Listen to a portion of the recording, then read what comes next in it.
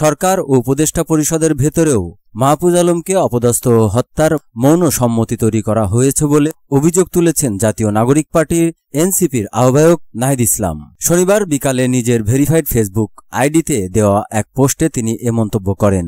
নাহিদ ইসলাম লেখেন, মাহফুজ আলমের উপর হামলার ঘটনায় কোনোবারই অন্তর্বর্তী সরকার কোনো স্ট্রং পদক্ষেপ নেয় নাই, কোনো স্পষ্ট কোনো শক্ত বার্তাও দেয় নাই, কোনো উপদেষ্টা বা প্রেস সচিব একটা মন্তব্যও কখনো করেন নাই। সরকার ও উপদেষ্টা পরিষদের ভেতরেও মাহফুজ আলমকে অপদস্থ ও হত্যার মৌন সম্মতি তৈরি করা হয়েছে। এই সরকার ও উপদেষ্টাগণ মাহফুজদের যথেষ্ট ব্যবহার করে এখন মৃত্যুর মুখে ঠেলে দিচ্ছে। আমরা এগুলো মনে রাখছি, রাজনৈতিকভাবে এর জবাব দেওয়া হবে।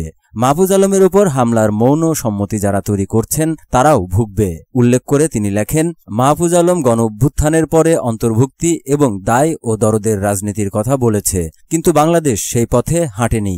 আমরা দেখতে পাচ্ছি ফ্যাসিবাদ বিরোধিতার নাম করে প্রতিক্রিয়াশীল ও প্রতিশোধের রাজনীতি শুরু করছে বিভিন্ন গ্রুপ, যা অবশ্যম্ভাবীভাবে ফ্যাসিবাদ ফিরায়ে আনবে।